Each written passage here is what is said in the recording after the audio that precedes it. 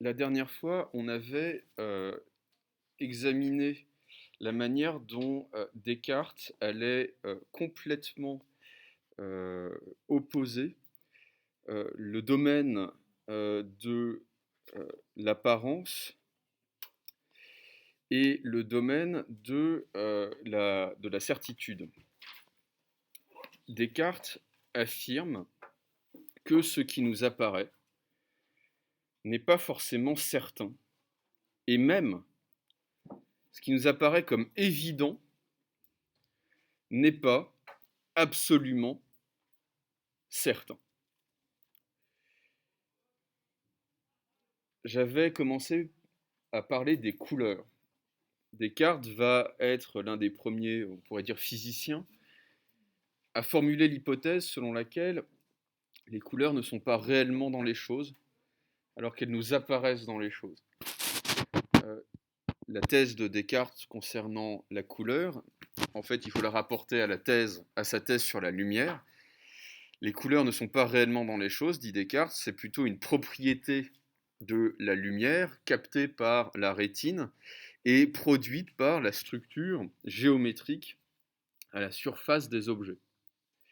Et donc, les couleurs ne sont pas réellement dans les choses, les couleurs sont plutôt une relation, un code, on pourrait dire, entre les, euh, les apparences sensibles et notre esprit.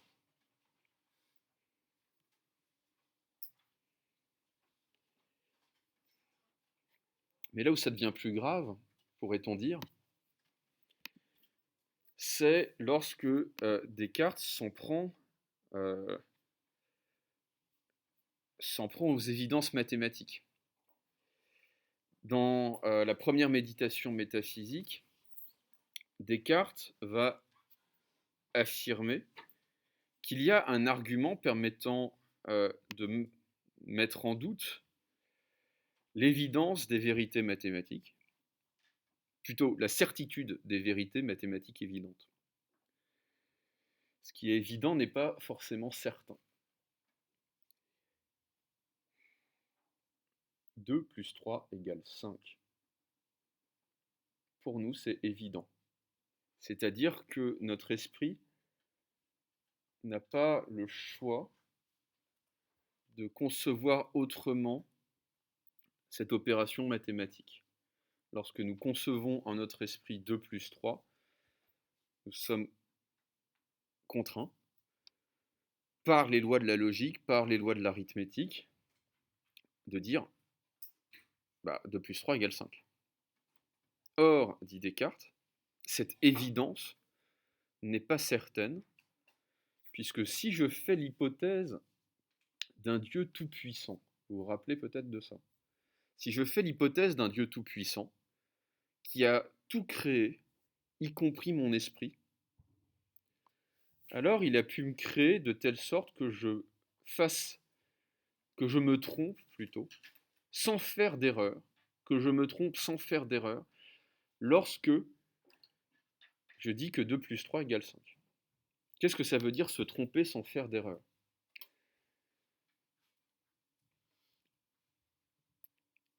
Lorsqu'un piano est désaccordé, il joue faux, mais il ne sait pas qu'il joue faux. Lorsque un ordinateur est mal codé, on pourrait dire aussi qu'il calcule faux, mais il ne sait pas qu'il calcule faux. Bien, ce que dit Descartes, c'est un petit peu la même chose. Si ça se trouve, notre esprit est codé de telle sorte que nous nous trompons, mais sans faire d'erreur.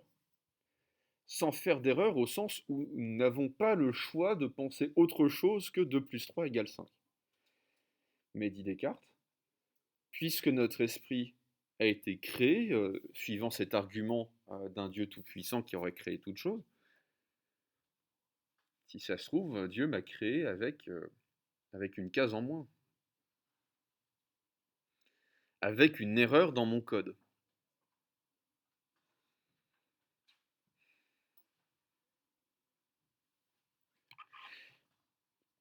Et Descartes va ajouter, mais si ça se trouve, Dieu n'existe pas.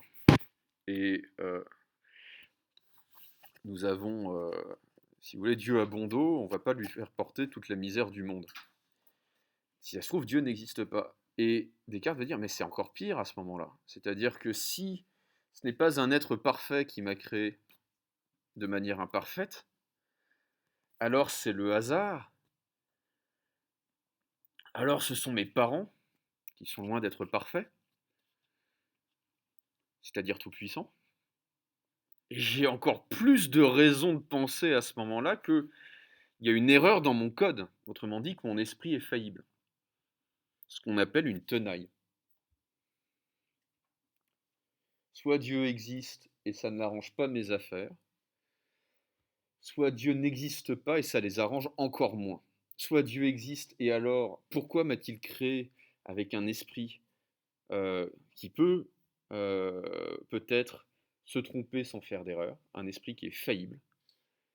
Soit Dieu n'existe pas et alors j'ai encore plus de raisons de penser que mon esprit est faillible.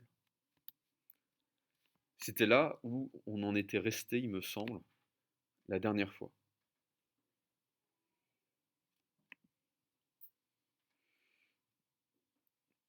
Qu'est-ce que je veux que vous reteniez?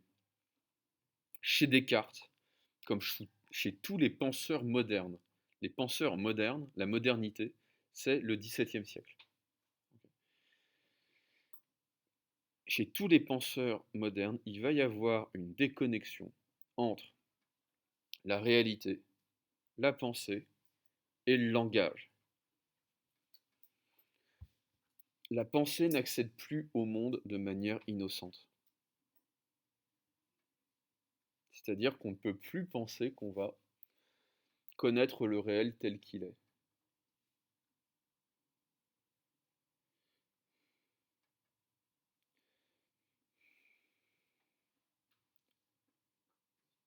Pour le dire encore autrement, entre le monde et nous, il y a deux filtres qui sont des obstacles. Le langage et les apparences sensibles. Ce qui nous apparaît. Typiquement les couleurs, en fait. Entre le monde et nous, il va y avoir deux filtres qui sont autant des filtres que des obstacles. Le langage et les apparences sensibles. Et donc,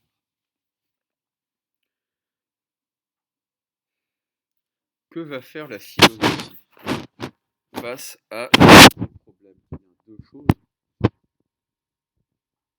Déconstruire le langage pour le reconstruire. Ça va être un renouveau de la pensée logique qui va se rapprocher très rapidement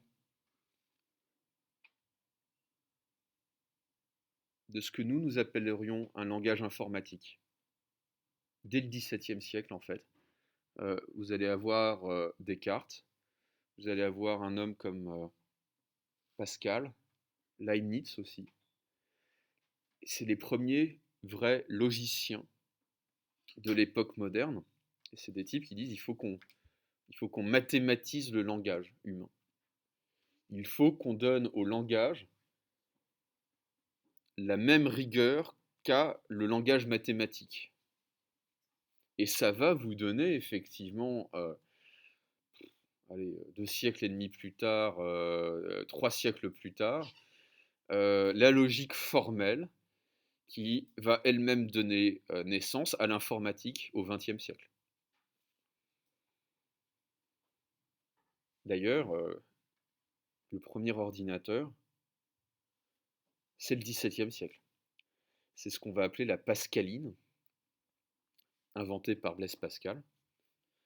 Et la pascaline, c'est un calculateur. Comme on dit, un calculateur en anglais, au sens littéral du terme. Comment est-ce qu'on dit ça? C'est quoi calculer en anglais?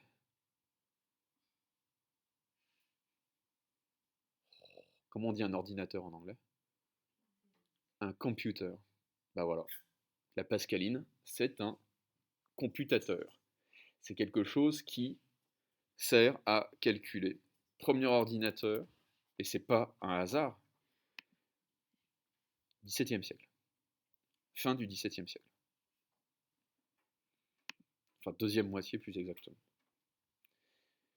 Donc ça, c'est la première opération que va mener la philosophie. Opération qui va être dirigée vers le langage, vers une analyse critique du langage et sa reformation selon les critères rigoureux des mathématiques, c'est-à-dire selon les critères de la logique moderne. Et la deuxième opération qui nous intéresse plus, d'une certaine manière, au deuxième semestre, la deuxième opération que va mener la philosophie, et en particulier la philosophie de Descartes, se fait en direction des sciences.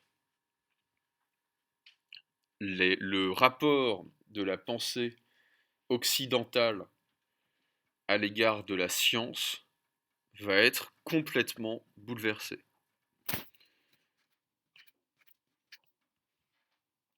Qu'est-ce que c'est que la science pour les anciens? Qu'est-ce que c'est que la science pour Platon? Qu'est-ce que c'est que la science pour Aristote? Pour Ptolémée, etc., etc. La science pour les anciens, c'est la découverte de la vérité. C'est-à-dire la découverte de ce qu'est le réel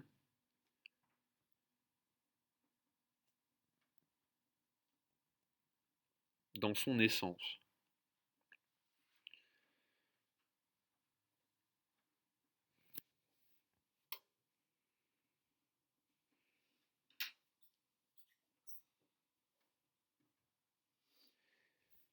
Qu'est-ce que c'est que la science pour les modernes?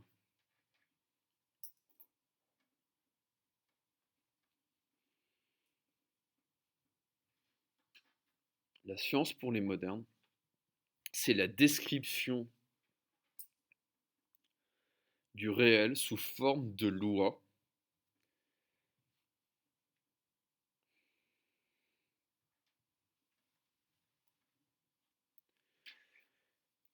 lois qui vont permettre d'agir sur le réel, de manipuler le réel.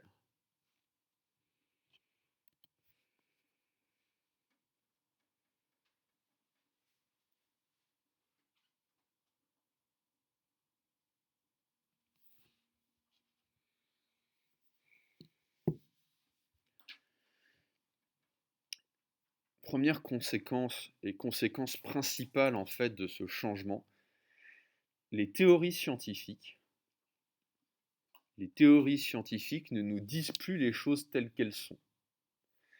Les théories scientifiques ne nous font pas accéder à la réalité telle qu'elle est.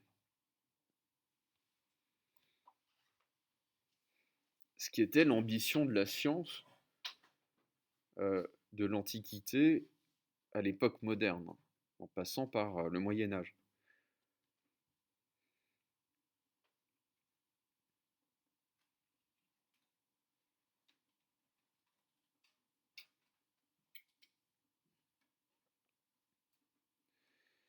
Les théories scientifiques maintenant,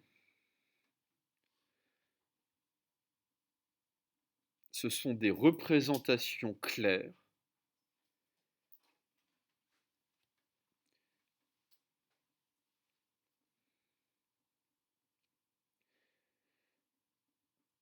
qui vont permettre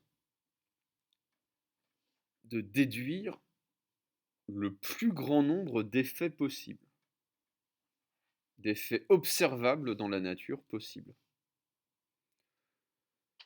Des représentations claires qui vont permettre de déduire le plus grand nombre d'effets possibles.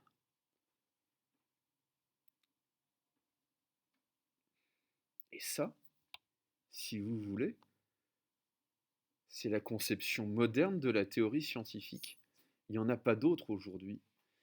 Quelle est la meilleure théorie scientifique, que ce soit dans le domaine de la chimie, que ce soit dans le domaine de la biologie, que ce soit dans le domaine de l'astronomie, que ce soit dans le domaine de la physique particulière, la meilleure des théories, c'est celle qui permet d'expliquer le plus grand nombre de phénomènes. C'est celle qui va permettre de prédire aussi l'enchaînement du plus grand nombre de phénomènes. Et c'est tout. C'est-à-dire que ce n'est pas la théorie qui va vous expliquer ce que c'est véritablement que la réalité. Ça, d'une certaine manière, ça n'intéresse plus le savant depuis la modernité. Ce qui intéresse le savant, c'est la prédiction. C'est-à-dire, voilà un événement, quel est l'événement qui vient ensuite? Et ça, c'est pas dire la vérité. C'est, d'une certaine manière, ce n'est pas dire la vérité sur le réel, ce n'est pas prétendre connaître le réel tel qu'il est, c'est dire, ben voilà, dans l'état actuel de nos connaissances, dans l'état actuel de nos moyens techniques d'observation, voilà la meilleure description possible de la réalité.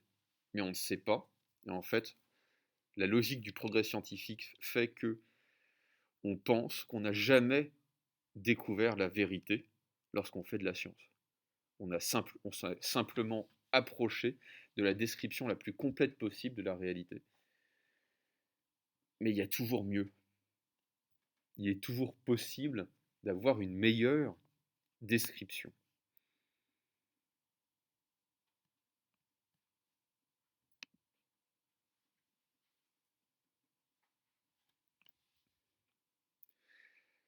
Descartes, il ne parle pas de théorie, il ne parle même pas d'hypothèse, il parle de supposition. Si jamais un jour vous voyez le mot supposition chez Descartes, ça veut dire hypothèse scientifique ou théorie scientifique.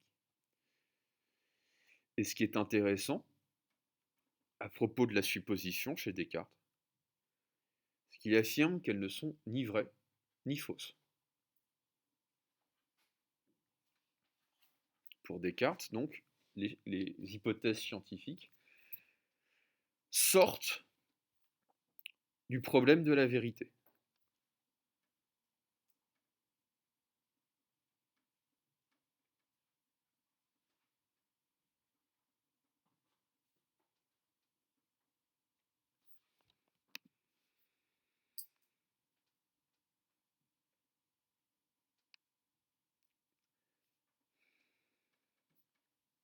En fait, même, on pourrait dire que pour Descartes, les suppositions qu'il fait, et il en a conscience, sont certainement fausses. C'est-à-dire qu'elles sont certainement pas adéquates à la réalité. C'est quand même, si vous voulez, c'est quand même une rupture extraordinaire avec l'Antiquité. Un savant, dans l'Antiquité, c'est quelqu'un qui pense détenir, qui croit détenir la vérité. Et même un philosophe, c'est ça d'une certaine manière, c'est quelqu'un qui peut-être qui croit vraiment détenir la vérité, quoi. C'est pas qu'il la cherche, mais il croit pouvoir la détenir un jour. Descartes, c'est celui qui va vous dire mes théories scientifiques sont certainement fausses. Qu'est-ce que ça veut dire? Ça veut dire que peut-être que dans 20 ans, peut-être que dans 30 ans, peut-être que dans un siècle, et il est même certain que dans un siècle, on en trouvera une qui sera meilleure, qui permettra d'expliquer un plus grand nombre de phénomènes.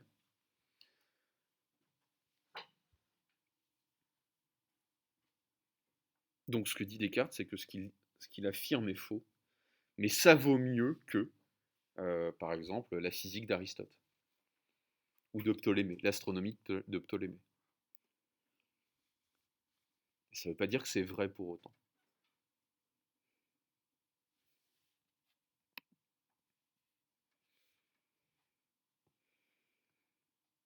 Alors, au XXe siècle, est-ce que j'ai un feu?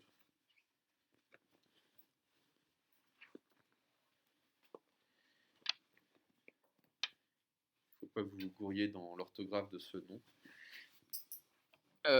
Au XXe siècle, il va y avoir un philosophe des sciences, un philosophe politique aussi, qui s'appelle Karl, K-A-R-L, Popper.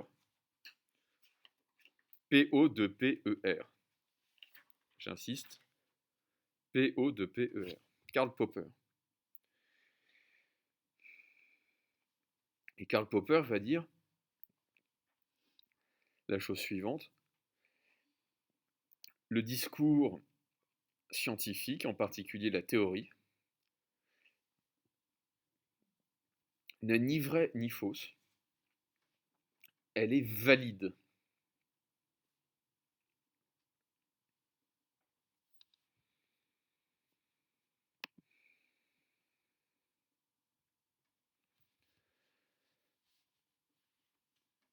Et elle est valide lorsqu'elle correspond aux phénomènes qu'on peut observer.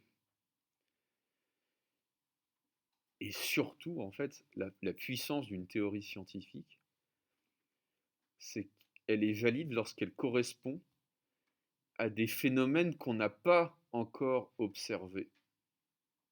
Autrement dit, lorsqu'elle permet de prédire.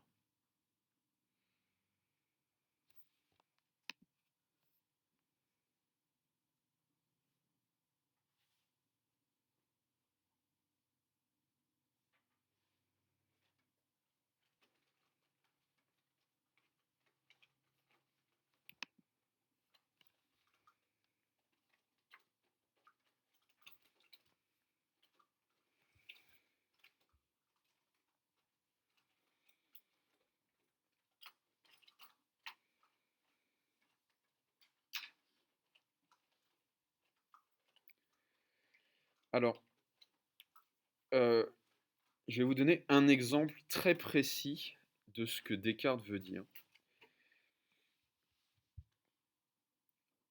À l'époque de Descartes, la théorie qui permet d'expliquer le mouvement des planètes est celle de Copernic. Donc à l'époque de Descartes, la théorie scientifique qui permet de modéliser le mouvement des planètes dans le système solaire est celle de Copernic. Et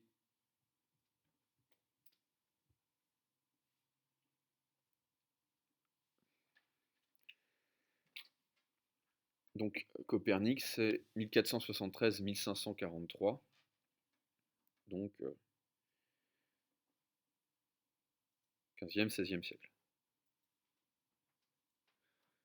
Un peu comme Einstein pour nous, c'est-à-dire que Einstein, c'est plutôt le début du XXe siècle que la fin. Bah, c'est pareil pour... c'est un petit peu pareil pour Descartes. C'est une théorie scientifique qui va avoir un peu plus d'un siècle quand Descartes écrit. Et c'est toujours celle qui est en cours, si vous voulez. Copernic. C'est un Polonais. Nicolas Copernic.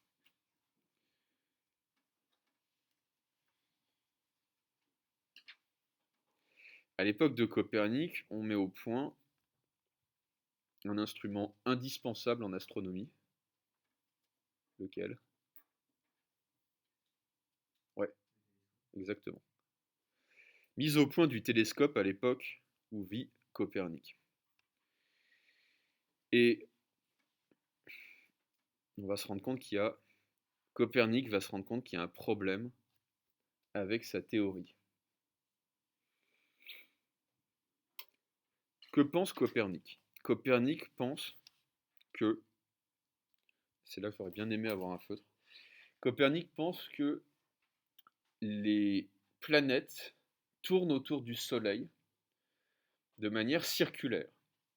Donc, en faisant des cercles autour du Soleil. Des cercles parfaits.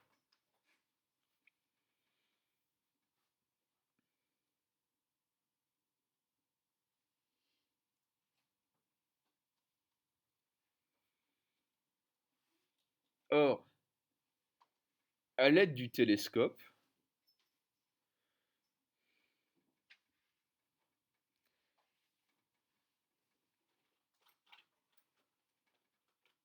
Copernic va se rendre compte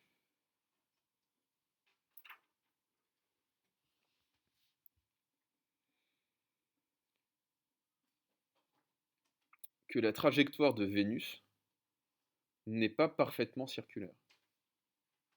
Il va se rendre compte que Vénus ne tourne pas en rond autour du Soleil.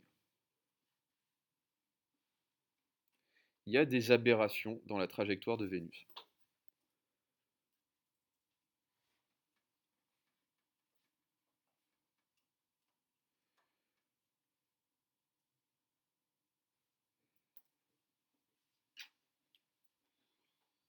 Et donc, Copernic va dire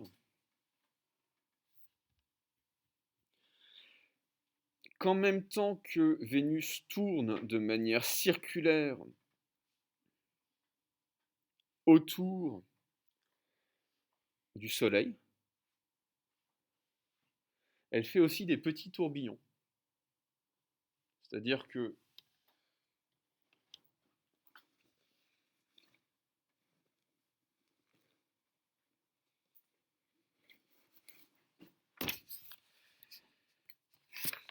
je vais dessiner sur les textes de mes élèves, c'est pas bien. Là, vous avez le Soleil, puis Vénus. C'est pas à l'échelle, hein, ça c'est sûr. Imaginons que je sois capable de dessiner un cercle parfait, ce qui n'est évidemment pas le cas. Ça, c'est ce que pensait en gros Copernic. Il pensait que toutes les planètes décrivaient ce mouvement-là autour du Soleil, cercle, cercle parfait, cercle parfait autour du Soleil pour Vénus. Sauf que en observant Vénus au télescope, il se rend compte que c'est pas possible, quoi. Qu'il y a des moments où Vénus semble s'éloigner de sa trajectoire parfaitement circulaire, et des moments où Vénus semble se rapprocher par rapport à sa trajectoire circulaire. Et donc, qu'est-ce qu'il va dire? En même temps que Vénus décrit un cercle autour du Soleil,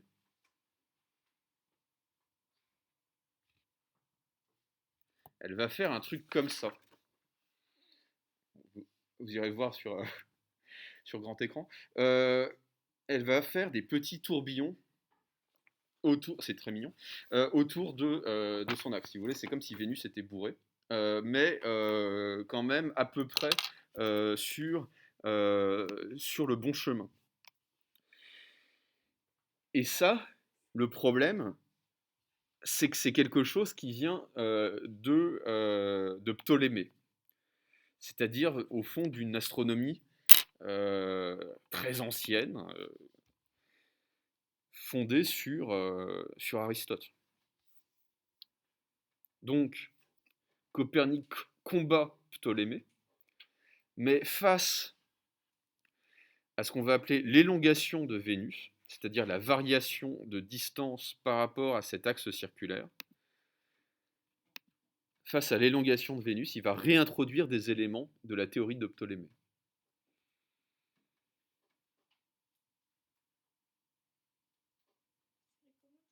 Ptolémée, P-T-O, L-E accent aigu, M-E accent aigu, E. Ptolémée.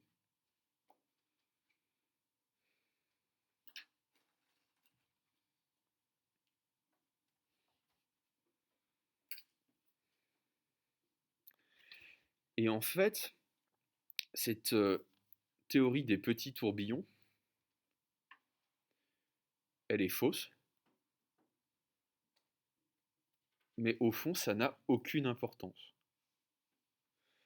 Parce qu'elle permet de faire des calculs. Elle permet d'expliquer et de prédire la position observable de Vénus dans le ciel. À peu de choses près.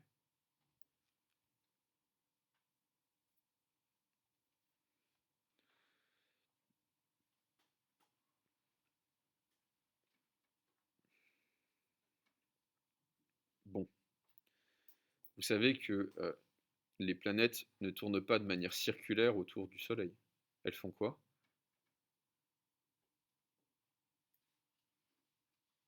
Cours de physique de 6e. Elles font quoi les planètes? Elles font pas des cercles, elles font ce qu'on appelle des ellipses. Autrement dit, elle ne tourne pas sous forme circulaire, mais plutôt, en exagérant là encore le mouvement, elle tourne comme ça. Okay. C'est ce qui vous explique en particulier les saisons.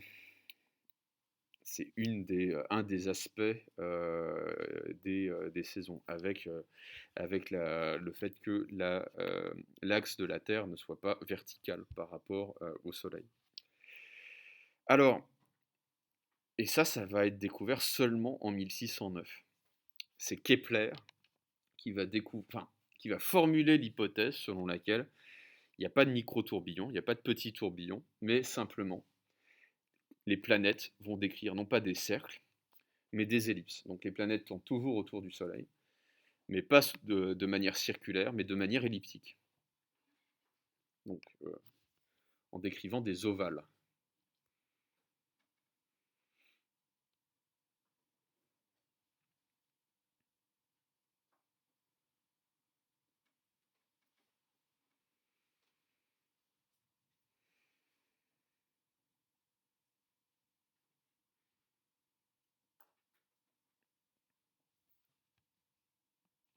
Donc, un résumé de la situation, la vérité de l'hypothèse est indifférente, on s'en moque.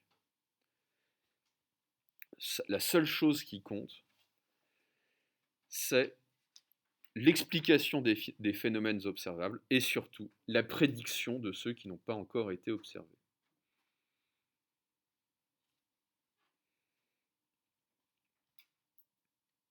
Explication et prédiction sont pour parodier Sully, le ministre d'Henri IV, sont les deux mamelles de la science.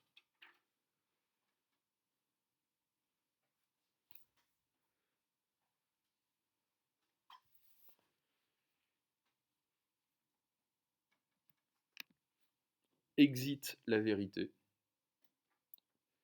seul compte la validité.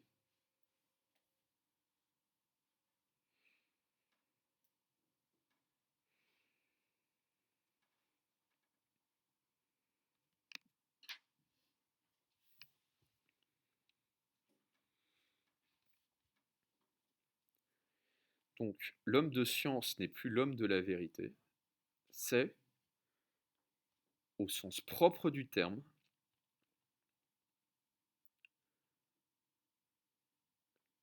celui de la technologie. Celui de la technologie. Qu'est-ce que c'est que la technologie?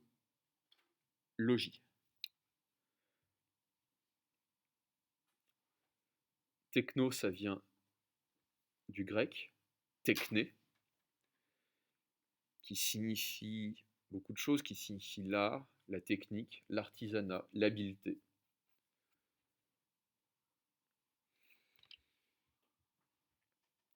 Et logis, ça vient de logos, c'est-à-dire le discours et la science. Et aussi la raison. Mais bon. Donc qu'est-ce que c'est que la technologie? La technologie, c'est l'alliance entre la technique et la science.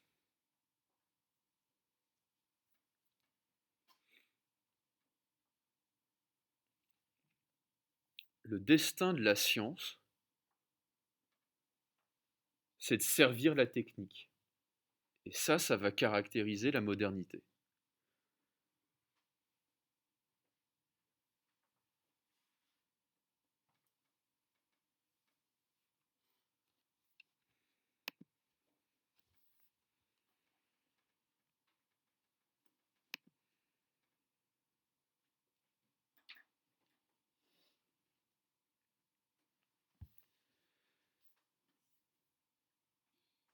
Donc,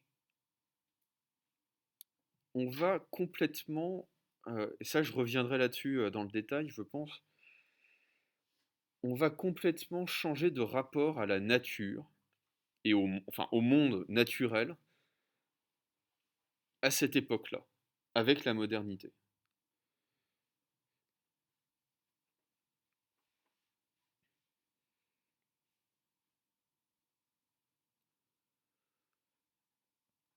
Avant, la nature, c'était une puissance vitale, autonome, inviolable par les hommes. Il était inenvisageable pour un Grec de dire qu'on allait pouvoir manipuler la nature.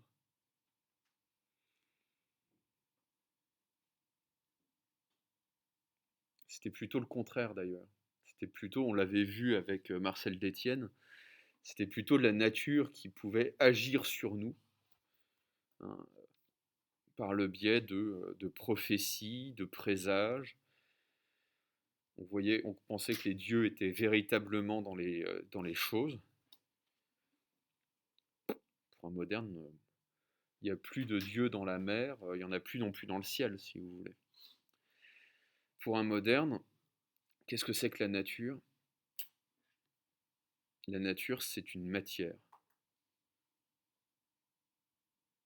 qui est géométrisable, qui est mathématisable,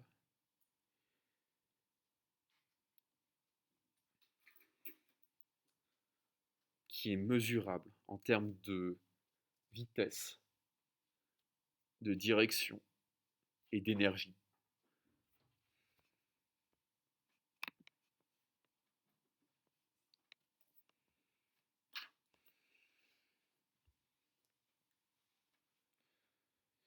Un exemple, si vous voulez, qui est frappant, c'est le, le- le livre de Newton le plus célèbre, dans lequel il va énoncer sa théorie de la gravitation universelle. C'est un livre qui s'intitule, il me semble,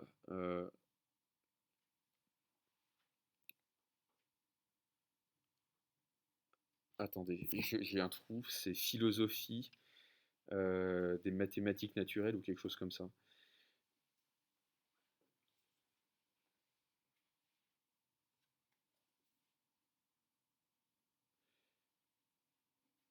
Philosophiae Naturalis Principia Mathematica, autrement dit les principes mathématiques de la philosophie naturelle. Les principes mathématiques de la philosophie naturelle. Vous avez fait Newton en physique, je pense, un petit peu, au collège. Ouais. Bah, vous lisez enfin, si jamais vous avez un peu de temps à perdre, vous lisez les principes mathématiques de la philosophie naturelle et vous allez me dire où est la nature là-dedans. La nature, elle n'est plus là, si vous voulez. On appelle nature ce qui est des points géométriques dotés de masse, de mouvement, voilà. Et c'est tout. C'est ça, la nature pour Newton. C'est rien d'autre.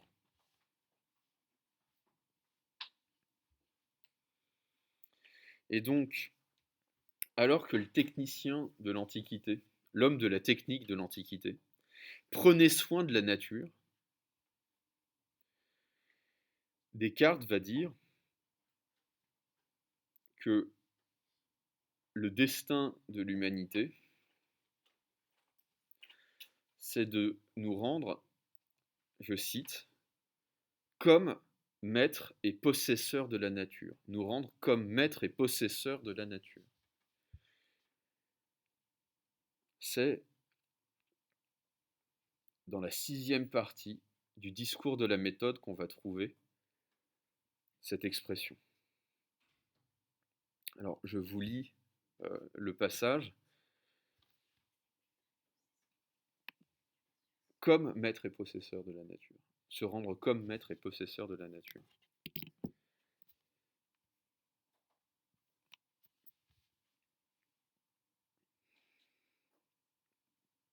Donc je lis ce passage. Au lieu de cette philosophie spéculative qu'on enseigne dans les écoles c'est effectivement ces lointains héritiers du Moyen Âge où on apprend la philosophie d'Aristote, on en peut trouver une pratique par laquelle, connaissant la force et les actions du feu, de l'eau, de l'air, des astres, des cieux et de tous les autres corps qui nous environnent, aussi distinctement que nous connaissons les divers métiers de nos artisans, nous les pourrions employer en même façon à tous les usages auxquels ils sont propres, et ainsi nous rendre comme maîtres et possesseurs de la nature. J'explique ce que dit Descartes ici. Descartes dit, dans les écoles où on apprend Aristote, au fond, on ne fait pas grand-chose. On se tourne les pouces, on contemple la nature, et ça ne sert à rien. Ce qui sert, c'est de pouvoir agir sur la nature, c'est de pouvoir intervenir sur la nature, c'est de pouvoir la manipuler. Et donc, au lieu de la philosophie spéculative, c'est-à-dire de la philosophie contemplative, il y en a une qui vaut beaucoup mieux, c'est une philosophie pratique, c'est-à-dire une science pratique, une science technologique qui va me permettre de comprendre les lois de la nature, les lois qui commandent les mouvements des choses, et qui va me permettre de mettre ce mouvement à mon service. Autrement dit, ce que dit Descartes, et ça c'est très important, Descartes va dire quelque chose d'absolument délirant quand on y pense. La nature est technique. C'est la nature qui travaille comme un artisan. La nature est elle-même un artisan. Je relis la phrase. Hein. Si on pouvait connaître la force et les actions du feu, aussi distinctement que nous connaissons les divers métiers de nos artisans. Autrement dit, ce que dit Descartes, c'est que la nature travaille à la manière du technicien. Aristote disait le contraire. Aristote disait, il faut que le technicien travaille à la manière dont travaille la nature. Il faut que l'artisan imite la nature. Ce que dit Descartes, c'est que la nature imite l'artisan.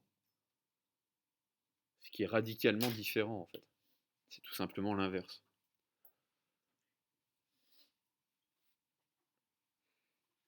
Et donc, si on comprend comment elle travaille, la nature, on va pouvoir en devenir comme les maîtres et les possesseurs.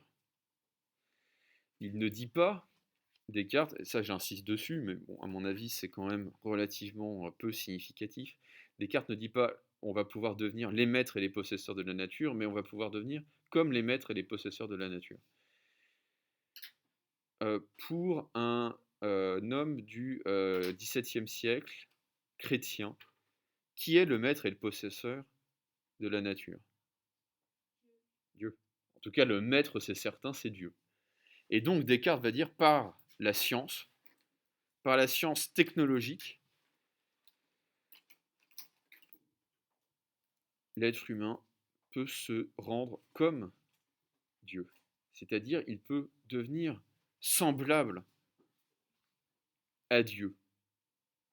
Bon, s'il avait dit peut devenir Dieu, il aurait eu l'Inquisition qui lui serait tombée dessus très rapidement, et d'ailleurs il a eu des problèmes, Descartes, avec l'Église, comme à peu près tous les philosophes de son époque. Mais se rendre comme Dieu, c'est pas mal quand même comme ambition. C'est déjà pas mal.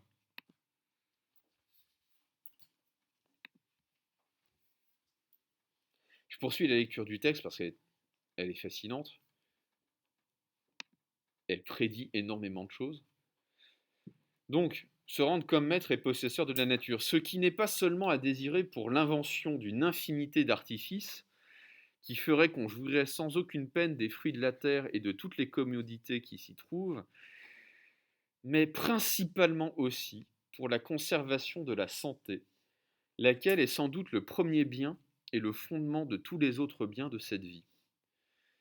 Car même l'esprit dépend si fort du tempérament et de la disposition des organes du corps que, s'il est possible de trouver quelques moyens qui rendent communément les hommes plus sages et plus habiles qu'ils n'ont été jusqu'ici, je crois que c'est dans la médecine qu'on doit le chercher.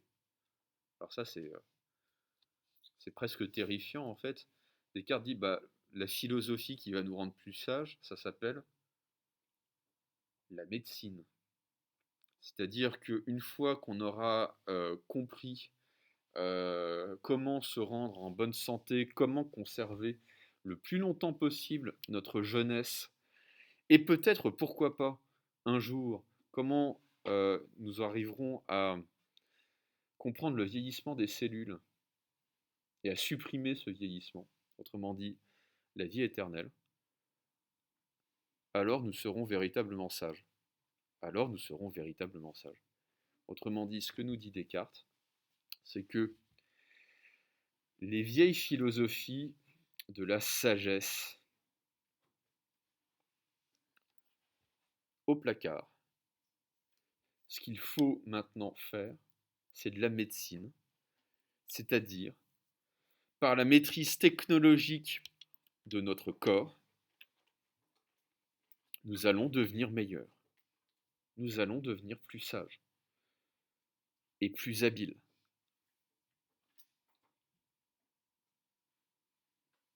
Et là, si vous voulez, en germe, je ne dis pas que c'est ça déjà, mais en germe, vous avez toute l'idéologie qu'on appelle transhumaniste,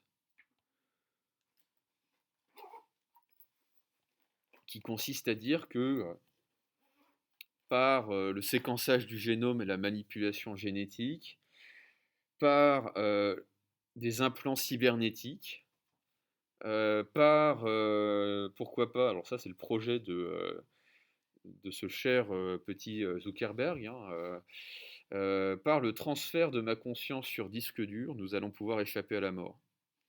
Autrement dit, ce que nous dit Descartes, enfin ce que nous dit pas encore Descartes, mais ce que on va faire dire à Descartes, ce que l'avenir va faire dire à Descartes, c'est tout simplement que non seulement nous avons détruit notre rapport traditionnel à la nature, mais nous avons détruit avec la modernité notre rapport à notre nature humaine. C'est-à-dire que ce qu'envisage Descartes, c'est de sortir carrément de la nature humaine par la technologie. Est-ce que ça va pour tout le monde? Demain, on fait Hobbes.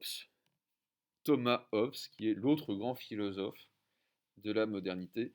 Et très sincèrement, avec ce qu'on a dit sur Descartes et avec ce qu'on a dit sur Hobbes, tout ce qu'on a vu sur Platon et sur Aristote, vous êtes très très très bien équipé pour l'année prochaine en philosophie. C'est-à-dire que vraiment là, vous aurez vu beaucoup de bases, pour ne pas dire toutes les bases, d'un bon élève de terminale en philosophie. Voilà, je vous libère.